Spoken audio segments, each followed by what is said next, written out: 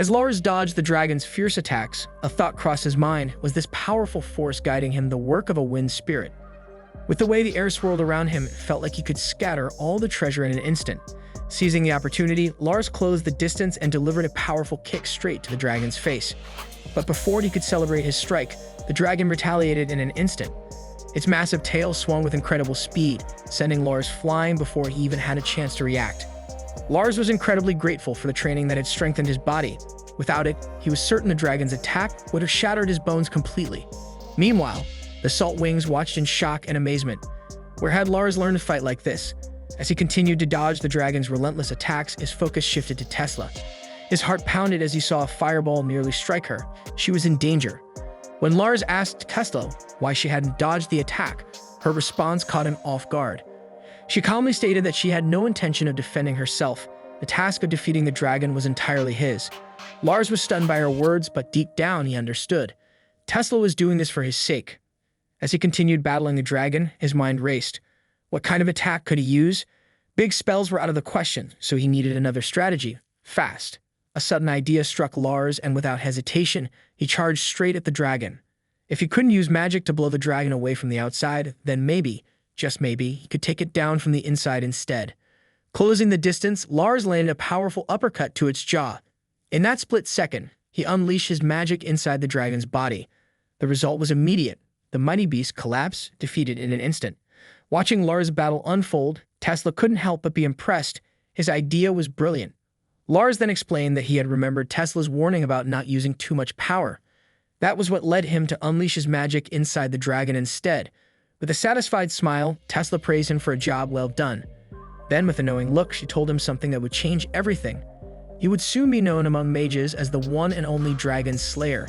Feeling embarrassed by such a grand title, Lars quickly told Tesla that he wasn't worthy of it yet. He still had a long way to go. Tesla, however, was pleased with his humility. With a nod, she suggested they return to the guild so he could begin his proper training. But before Lars could respond, Ruri suddenly came rushing toward him and shoved Tesla aside. Ruri grabbed Lars' hand, her eyes filled with determination. She told him he was more than welcome to rejoin their party, confident that with him on board, they would reach S rank in no time. Lars, however, immediately refused, but Ruri wasn't about to give up so easily. She insisted that he reconsider, assuring him that this time he would get a fair share of the rewards, and best of all, he wouldn't have to do their chores anymore. Lars firmly stated that he had no intention of returning to the Salt Wings after the way they had treated him before, but Ruri wasn't ready to give up. She tried to persuade him, offering more than just treasure, hoping to change his mind. For a moment, doubt flickered in Lars' mind, but in the end, his decision remained unchanged. With a firm push, he stepped back, distancing himself from the ladies. Lars didn't hold back. He told Ruri and the others that aside from their looks, they were the worst. Ruri's face twisted with anger. Feeling humiliated after extending an invitation only to be rejected, she quickly began painting Lars as the villain. Tesla, however, had no patience for their games. She firmly told Lars to stop wasting his time at the Salt Wings. Their priority was retrieving the treasure, and that's exactly what they needed to focus on. Rain stepped forward, confronting Tesla with a sharp glare. She argued that the treasure rightfully belonged to them since they were the first to enter the dragon's den. But Tesla remained unfazed. She turned to Lars and calmly explained that arriving first didn't mean anything. If they hadn't been the ones to slay the dragon, then the treasure was never theirs to claim in the first place. Rain scoffed, claiming he had never heard of such a rule before. His frustration grew and he began considering the use of force to settle things. Before Tesla could react, a blade suddenly pressed against her neck. A man had emerged from the shadows, his weapon poised and ready. Sensing the tension in the air, Ruri smirked and took the opportunity to introduce their newest member, Jackal. Tesla smirked at Rain's threat and calmly replied that she too enjoyed using force. Without hesitation, she activated her magic, summoning hands from the ground that swiftly restrained both Jackal and Rain before they could react. As Jackal struggled against the magical grip, Tesla bent down and picked up the knife he had been carrying. She examined it closely, her expression unreadable. Then, almost to herself, she muttered, "I've never seen an assassin up close before." She brought the blade closer to her nose and narrowed her eyes. "There's poison on this," she remarked, her voice laced with intrigue. At that moment, Lars finally saw the truth. These were the worst kinds of people, willing to kill just for treasure. The realization hit him hard, and despite the anger and betrayal swirling inside him, he couldn't help but laugh. It was a hollow, bitter laugh, one that escaped alongside the tears streaming down his face. Ruri and the others froze for a second, sensing that their plan had completely fallen apart. Without another word, they exchanged glances and made a desperate dash to escape, knowing they had lost their chance. Unfortunately for the fleeing group, Tesla had no intention of letting them escape. With swift precision, she subdued every member of the Salt Wings, leaving them helpless. Turning to Lars, she smirked and asked, "Do you want some payback for how they treated you before?" Lars glanced at the defeated group, then let out a sigh. "They're just too pathetic," he muttered. "I don't mean I have the energy to waste on them." Lars scoffed at himself, calling himself a fool for trusting people like that for so long. Tesla, however, shook her head. "Trusting people isn't stupid," she said firmly.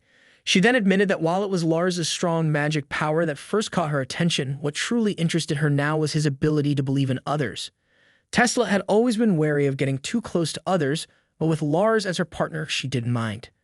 As they rode a carriage back to town, both of them were completely drained. After all, they had just secured a massive haul of treasure. Leaning back with a satisfied sigh, Tesla told Lars that how he spent his share was entirely up to him. However, Tesla suggested that Lars invest in some enchanted equipment, like her rod, since such items were essential for controlling magic. Just before drifting off to sleep, she gave him one final piece of advice. He should consider buying a house where he could properly rest and recover his magic. A house was no small expense, but when Lars heard Tesla casually refer to it as their house, he couldn't help but feel tempted. When they arrived at the guild, Lars gently woke Tesla and suggested she change her clothes before heading inside. As they stepped in, Holly greeted them with a surprised look. "You're late," she remarked, clearly not expecting their delay. Lars let out a small sigh and explained Tesla took a while changing her clothes. But when Tesla handed over her garments, Holly's eyes widened in shock. Every single one of Tesla's capes was completely ruined. Lars took the blame for the state of Tesla's clothes, telling Holly that he had only been a burden to her. Holly, however, had already heard about what had happened during their quest. She couldn't help but feel sorry for Lars' former teammates, knowing the situation they had brought upon themselves. After everything that had unfolded with the Salt Wings, the Adventurers Guild Master assured Lars that he would go easy on them. Though whether they deserved it was another matter entirely. As Holly revealed the reward for their mission, Lars was left speechless. The treasure they had found was worth a staggering 400 million ruts. His face turned pale. He had never expected the sum to be so enormous. Seeing his reaction, Tesla reassured him with a confident smirk. With his power, she explained, he had the potential to earn even more than what noble families possessed. Holly agreed wholeheartedly, believing in Lars' abilities. She was certain that it wouldn't be long before he reached the very top. Thanks to his recent accomplishments, Holly congratulated Lars on his promotion to rank E. As part of the recognition, he received a new robe, but despite the achievement, Lars couldn't shake the feeling that he didn't deserve it just yet. After all, he had only just started. Noticing his modesty, Tesla gave him a knowing look. While humility was admirable, she reminded him that it was also okay to take pride in his own talents. Tesla acknowledged that there were benefits to being modest and reserved. After all, people like that tended to live longer, whereas excessive confidence often led to downfall. Lars understood her reasoning, but in the end, he still chose to wear the white cape. He had finally grown accustomed to it and was determined to fight while wearing it. Seeing that nothing would change his mind, Holly sighed in defeat and reluctantly accepted his decision to refuse the promotion. As they stepped out of the guild, Tesla immediately noticed Lars looking tense. When she asked what was wrong, Lars admitted that carrying such a large amount of mithril was making him anxious. Seeing his concern, Tesla casually suggested that they use some of the money to buy an enchanted item, something that would make good use of their newfound wealth. When Lars expressed his relief at finally having enough money to buy a house, Tesla looked puzzled and asked why he was so eager to get one. Confused by her reaction, Lars reminded her that she was the one who had suggested it in the first place. Realizing what she had said before, Tesla suddenly felt embarrassed, as if she had spoken too carelessly. Trying to brush it off, she told Lars that she needed more time to think about it. Lars, not wanting to push the matter, simply nodded in agreement. As they made their way to buy an enchanted item, Lars couldn't shake off a sense of unease about the area. Looking around, he hesitated before asking Tesla, "Are you sure there's a shop selling enchanted items around here?" Tesla, unfazed by his concern, simply continued forward. When they finally reached what seemed to be a dead end, she calmly raised her staff and tapped it against the ground. In an instant, as if responding to her command, a hidden staircase emerged from nowhere. As they descended the staircase and stepped into the shop, Lars was caught off guard by the sheer number of items filling the space. Shelves were lined with enchanted artifacts, each radiating a faint magical aura. Before Lars could take it all in, an old woman approached them with a welcoming smile. The moment her eyes met Tesla's, recognition flickered between them. Curious about Lars, the old woman tilted her head and asked, "And who might this young man be?" When she casually assumed Lars was Tesla's boyfriend, Tesla's face turned red with embarrassment. Quickly waving her hands, she corrected her, "No, he's just my pupil." After Lars introduced himself, the old woman responded with a warm smile and introduced herself as Rodri, the shop's owner. She chuckled at Lars' polite demeanor, clearly amused. "It's rare to see a mage with such good manners," she remarked. Tesla then got straight to the point. "We're looking for an enchanted item for Lars," she said. "Something that can handle extremely strong magic." Rodri's interest peaked when Tesla mentioned that Lars' magic was even stronger than hers. With a knowing smile, she led them to a display filled with enchanted items designed to regulate magic flow. "Take your time," she advised. "It's important to choose carefully." Lars picked up each item one by one, but something felt off. After a moment, he turned to Rodri and said, "These don't seem to be controlling my magic power at all." When Tesla requested to see the moon ring, Rodri's expression shifted to one of surprise. Still, Tesla was confident it was worth letting Lars try it out. As Lars continued examining the other items, Rodri stepped forward, holding the ring. "Go on," she said, handing it to him. "Try this one on." Lars' eyes widened in panic when he realized the ring once belonged to the first great sage. Doubt crept over him. Was he really worthy of wearing something so legendary? Sensing his hesitation, Rodri placed a reassuring hand on his shoulder. "Calm down," she said with a knowing smile. "This is your moment. It's time for you to try it on." The ring was no ordinary artifact. It was incredibly valuable and held immense power. Countless mages had attempted to wield it before, only to be overwhelmed by its strength. Would Lars be any different? Lars recalled the story Holly had once told him.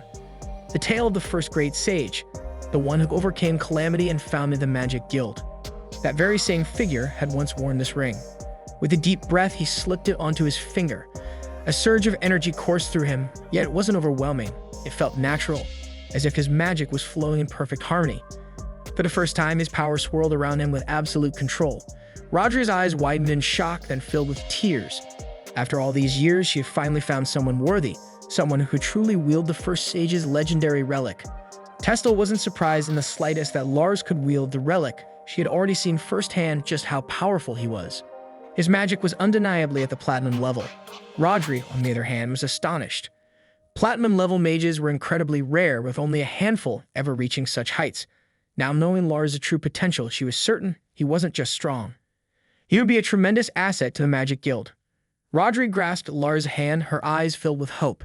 She urged him to stay dedicated, believing that with the moon ring's power, he had the potential to reach the level of the first sage. Lars felt a surge of pride at her words. Being compared to such a legendary figure was beyond anything he had imagined. However, his excitement quickly turned to shock when Rodri revealed the price. 20 million ruts. Lars hadn't expected the cost to be so steep. Rodri chuckled, amused by Lars' reaction. She explained that under normal circumstances, she would never sell a relic of the first sage. However, since Lars was the only one who could actually use it, she was willing to make an exception. Then, without hesitation, Rodri reached for another item. A carefully wrapped object she placed in Lars' hands. "This is the magic egg," she said, her tone suddenly serious. "I want you to take care of it. Be sure to channel magic into it 3 times a day." Her words carried a sense of importance, leaving Lars curious about what exactly was inside the egg. Rodri explained that the type of creature born from the magic egg would depend entirely on the quality of magic it received. Hearing this, Lars couldn't hide his excitement. He was eager to see what kind of being would eventually hatch.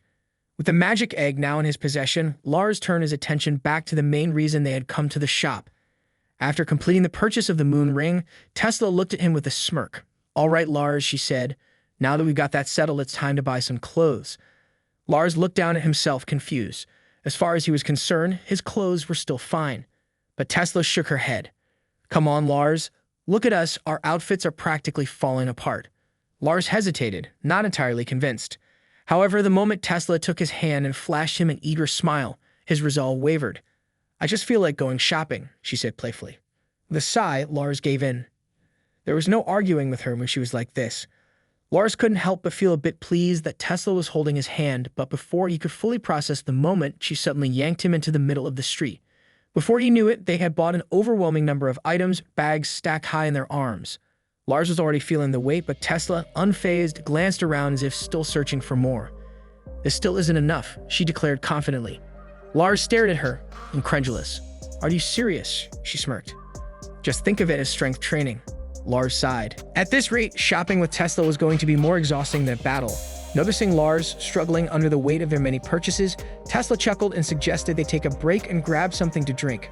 Finally setting their bags down, Lars let out a relieved sigh as they settled into their seats. As they sipped their drinks, Tesla casually brought up a new topic, the house. She explained that it was common for a party of mages to live together. It's the best way to recover magic power efficiently, she said, swirling her drink. Lars raised an eyebrow. So, you're saying we should get a place together? Tesla simply smiled, leaving him to wonder if this was part of her plan all along. Since Tesla had always worked alone, she never had the opportunity to settle down in a house. So when Lars hesitantly suggested that they live together, he immediately felt embarrassed, realizing how ridiculous his offer might have sounded. However, instead of brushing it off, Tesla looked at him thoughtfully. Now that Lars' trial period was over, she posed a question of her own. Do you want to officially form a party with her? If he did, it would mean they could live under the same roof. Hearing this, Lars' eyes lit up. The idea of staying by Tesla's side, learning from her, and fighting together filled him with excitement. He didn't just want to form a party, he wanted Tesla to be his mentor forever. The day Lars obtained the moon ring, the artifact that let him control his powers, marked the start of his intense training with Tesla. Beyond just mastering the basics of using magic, Lars delved into the deeper aspects of it, learning about legendary mages and the rich history of magic itself. After a month of rigorous training, Tesla led Lars to an area filled with crumbling ruins. As they stood among the remnants of old structures, Tesla revealed that this was once the training grounds of the Magic Guild. But something about Tesla's demeanor felt off, making Lars uneasy. He couldn't shake the feeling that something was about to happen. Tesla informed Lars that his real training would begin today. But before they started, she laid out a condition. Since Lars had only recently awakened his powers, she was certain there was still a lot he didn't understand. Lars was caught off guard when Tesla suddenly asked how he intended to use his abilities. Did he want to become a hero? Or was he aiming to be a great sage? The question left him speechless. After a moment, Lars admitted that he wasn't sure yet. Tesla nodded in understanding but reminded him that this was something he needed to figure out for himself. Tesla had asked those questions to help Lars grasp the true essence of a mage's existence. She wanted him to realize what kind of mage he aspired to become. At the old training grounds, Tesla had set up various traps. From their starting point to the goal, a powerful golem of hers waited at the end, an obstacle Lars would have to face and figure out how to defeat. However, before he could even strategize, Lars accidentally triggered one of Tesla's traps. An arrow shot out, grazing his face. The sudden injury jolted him into reality. This training was no joke. Understanding that he had to take it seriously, Lars immediately reinforced his body, preparing for the challenge ahead. Lars understood that his power was strong, but it also made it easy for him to lose focus, something Tesla fully agreed with. He didn't want anything to hold him back anymore. More than that, he wanted to give Tesla an answer she would be satisfied with. The moment he took another step, a barrage of traps activated all at once. Arrows rained down, forcing Lars to roll out of the way. But in his rush to dodge, he slammed the back of his head against a wall. Dazed, he barely had time to react before opening his eyes to a massive pillar crashing down toward him. Fortunately, he was quick enough to dodge just in time. Lars quickly realized that his lack of physical fitness was a major hurdle. Despite reinforcing his body, he was already out of breath. If he wanted to improve, this was something he had to overcome. Drawing from everything he had learned in training, Lars attempted to summon a fire sword. But just as he was about to grasp it, a sudden trap activated, striking him and worsening his injuries. Confused about where the attack had come from, he glanced upward, and that's when he spotted it. A floating object was the source of the assault. Without hesitation, Lars leaped toward it, fire sword in hand, and destroyed it in one swift strike. Meanwhile, Tesla waited patiently for Lars to complete the training. As more pillars emerged, trapping him in place, Lars wasted no time. He swung his fire sword, shattering them instantly. But before he could catch his breath, a sharp screeching sound cut through the air. His eyes widened as he spotted the same floating object he had destroyed earlier, now fully restored. Sensing immediate danger, Lars leaped to the side just in time to dodge another surprise attack. As he crouched down trying to come up with a way to destroy the floating rods for good, he suddenly made an important realization. They only started attacking the moment he charged up his magic. As Lars charged his fire sword even further, he noticed something. The flying rods were reacting to it. When they launched another wave of attacks, he finally pieced it together. The rods weren't targeting him directly, they were drawn to the magic he was releasing. With this realization, Lars carefully traced the flow of his magic, following it back to the source. A strategy for defeating the rods began to take shape in his mind. While deflecting the incoming shards, a thought crossed his mind. Could magic be used to protect other magic? The idea intrigued him, fueling his curiosity even more. Lars couldn't help but be amazed at Tesla's skill. Setting up such intricate traps all on her own was no small feat. After finally defeating the flying rods, he reached the end of the training course. But something felt off. Tesla had mentioned that he would have to face one of her golems, yet there was no sign of it. Unbeknownst to Lars, the golem was buried beneath the ground, waiting for the perfect moment to strike. Fortunately, he managed to sense its presence just in time, dodging its sudden attack. Wasting no time, he launched a fireball straight at the golem, reducing it to rubble. With that, he quickly tracked the source of the magic, cutting off the traps for good. After accidentally hitting Tesla on the head, Lars immediately realized what he had done and quickly apologized.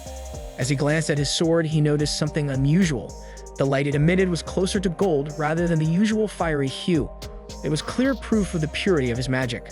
With his training finally complete, Tesla once again asked him if he aspired to become a great sage. But this time his answer caught her off guard. Lars wasn't particularly set on that path.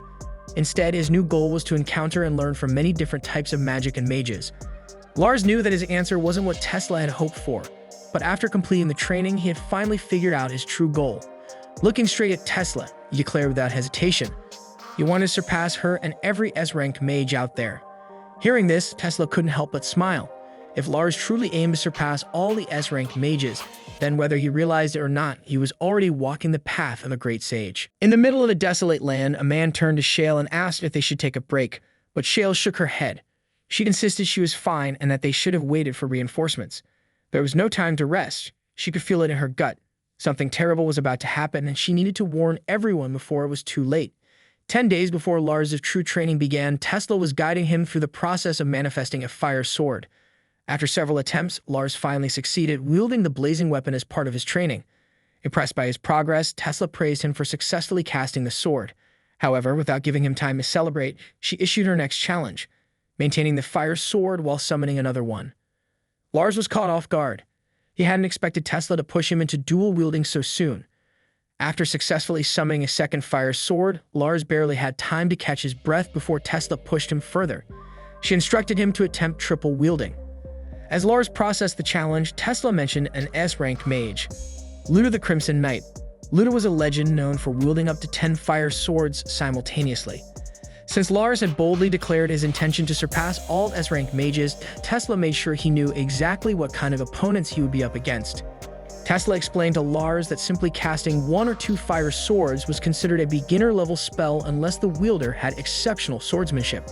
However, if Lars could summon multiple powerful fire swords, the spell's classification would rise, transforming it from a beginner spell to an intermediate or even advanced level technique. Intrigued, Lars asked how Luda the Crimson Knight managed to wield 10 fire swords at once. Tesla smirked and revealed the secret. Luda didn't hold all the swords by hand. Instead, he controlled them in midair, making them fly and strike as if they had a will of their own. Tesla then explained to Lars that rather than focusing on casting more swords, he should concentrate on making them fly on their own.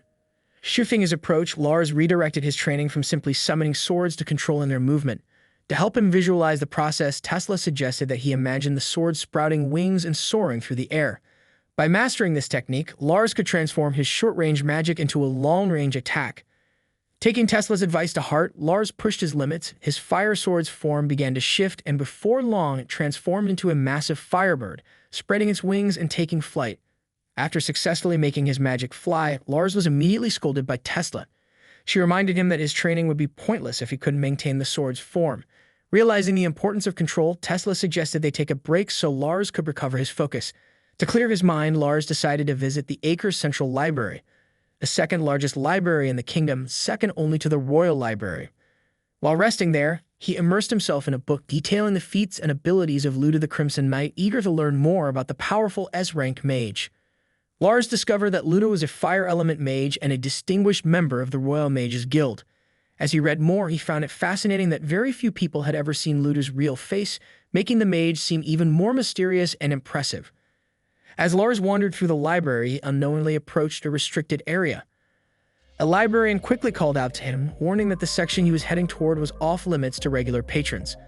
Apologizing for his mistake, Lars couldn't help but be amazed that even magic libraries contained books on forbidden magic, and some even had hidden rooms to store them.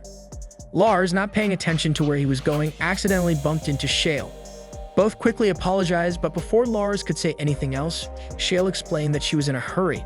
Concerned, she asked if Lars was hurt, but he assured her he was fine. However, his eyes widened in surprise when he noticed blood running down Shale's arm. She brushed it off, insisting it was nothing, but Lars could tell she was lying. Without hesitation, he took a cloth and wrapped the wound, determined not to ignore it. Shale thanked Lars before quickly saying her farewell and heading toward the special room. Just as Lars was about to warn her that the area was off limits, she raised a hand, signaling him to stay silent. Before he could react, Shale began chanting a spell. A glowing magic circle formed beneath her feet, and in an instant, she vanished. Lars stood frozen in shock, his mind racing. What had he just witnessed? A teleportation spell? Or worse, was she some kind of ghost? The thought sent a shiver down his spine. As Lars resumed his training, his mind kept drifting back to the strange encounter with Shale. Something about it felt off, but he pushed the thought aside and refocused on his goal, completing a full lap around the city. After running for a while, Lars paused to catch his breath, estimating that he had already covered half the distance. Just as he was about to continue, a sharp noise caught his attention. Curious, he followed the sound and was surprised to find a woman practicing with a sword. Her movements were incredibly fast, each swing fluid and precise. Lars watched in awe, wondering just how many times she had already swung her blade. Without realizing it, Lars had already been noticed. The woman stopped mid-swing and called him out, saying it was rude to spy on others. Before Lars could even explain himself, she asked if he had an interest in swordsmanship. But before he could answer, she suddenly tossed a sword his way. Instinctively, Lars caught it, only to be shocked by its weight. Seeing his reaction, the woman smirked and explained that despite its appearance, the sword wasn't just an ordinary wooden blade, it was made of lead. She then reassured him with a confident grin, saying that if he swung it 10,000 times a day, he would become incredibly strong. Lars found it hard to believe that anyone could swing such a heavy sword that many times. Still, he decided to give it a try, only to fail miserably on his first attempt, much to his own embarrassment. After finishing his workout, Lars made his way back to the inn, still thinking about the unusual encounters he had that day. Meeting two mysterious women in a single day was strange enough, but what stood out the most was how they both reminded him of Tesla. Just like him, they carried an air of elusiveness, making Lars even more curious about who they really were. Back in training with Tesla, Lars had made progress. He could now manifest two fire swords and make them float. However, controlling them properly was still a struggle. Rather than showing disappointment, Tesla praised Lars, acknowledging that his control had improved significantly. Still, she noticed that he was pushing himself too hard. She advised him to stop focusing on the speed of the blade and instead concentrate on its direction. If he could master that, Tesla was confident the swords would naturally find their way to their target. Suddenly, a spatial transmission magic appeared. Tesla stepped forward, retrieved a piece of paper from it, and after reading its contents, turned to Lars. She informed him that they needed to head back to the guild, someone she knew had returned. Upon arriving at the Magic Guild, Lars immediately noticed the place was far more crowded than usual. Seeing his curiosity, Tesla explained that Shale, the guild's expert on ancient magic literature, had just returned from an expedition to the ancient ruins. She would soon be presenting her report on her findings. Tesla anticipated that Shale would bring back magical artifacts for appraisal, and she wasn't the only one interested. Half the mages present were likely hoping to claim one for themselves. Noticing Tesla's excitement, Lars couldn't help but ask if there was something in particular she was after. Without hesitation, Tesla revealed her goal. She was after a spellbook. She planned to negotiate with Shale the moment the appraisal was over. Lars was stunned when she casually mentioned that she had already set aside 2 billion ruts for the bidding. Lars glanced at the group of mages nearby and asked Tesla if they were her competition. But Tesla confidently dismissed the idea, saying they were just here to watch. According to her, they were more interested in flashy, new trinkets rather than ancient artifacts. However, her tone changed as she pointed toward a cloaked figure lurking in the shadows. That person was the real threat. Tesla admitted she had lost to him in a previous auction. As time went on, Tesla grew restless, her anticipation turning into impatience. Shale was running late, and it was starting to make her uneasy. Just as Tesla suggested they leave, Lars assumed she had finally given up on the artifact. After all, it had been ages since the last investigation report, and Tesla had been eagerly waiting for it. But just as Tesla made up her mind to walk away, she suddenly spotted someone rushing toward them. It was Shale. Seeing her up close for the second time, Lars finally put the pieces together. The woman he had met in the library and the renowned expert in ancient literature were one and the same. Shale hurriedly asked Tesla to come with her, her voice filled with urgency. Something bad had happened. Tesla tried to calm her down, gently asking for details. Shale, still shaken, admitted that she regretted not assembling a proper party before investigating the Wigga ruins. Before she could explain further, a massive explosion suddenly erupted inside the Magic Guild. The blast sent shockwaves through the area, startling not just Lars, but everyone nearby. As flames engulfed parts of the guild, Shale's face turned pale with fear. Noticing her distress, Tesla quickly moved to reassure her, placing a comforting hand on her shoulder.